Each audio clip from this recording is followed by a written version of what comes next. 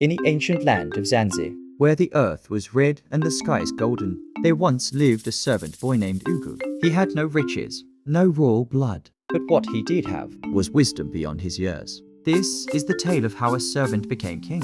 Ugu served in the palace of King Jabari, a fierce and proud ruler. Every day, Ugu swept the floors, fetched water, and listened quietly as the king barked orders.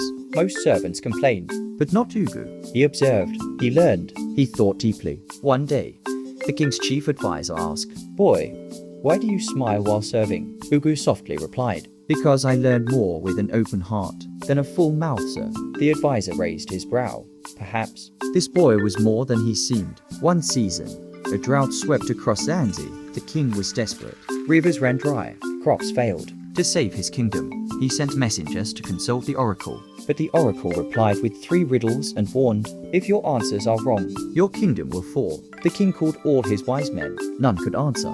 In anger, he shouted, "King Jabari, is there no one in this land with a brain?" Chief advisor, perhaps. The servant boy, Laughter echoed. but the king desperately agreed. King Jabari, Fine, bring me the boy. Ugu stood before the throne barefoot. It bowed. The king read the first riddles and asked, "What grows smaller the more you hold onto it?" And grows stronger the more you give it away.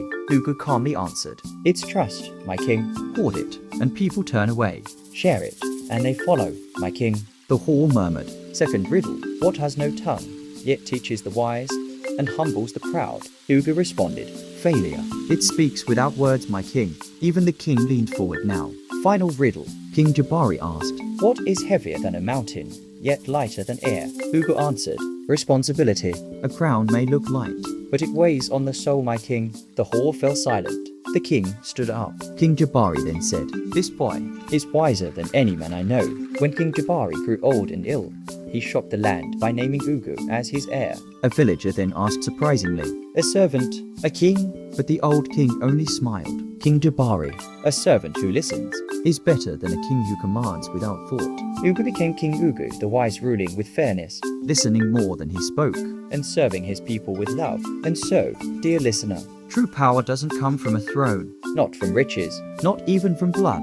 It comes from wisdom, from humility, and from the courage to serve before you led. This was the story of Ugu, the servant who became king.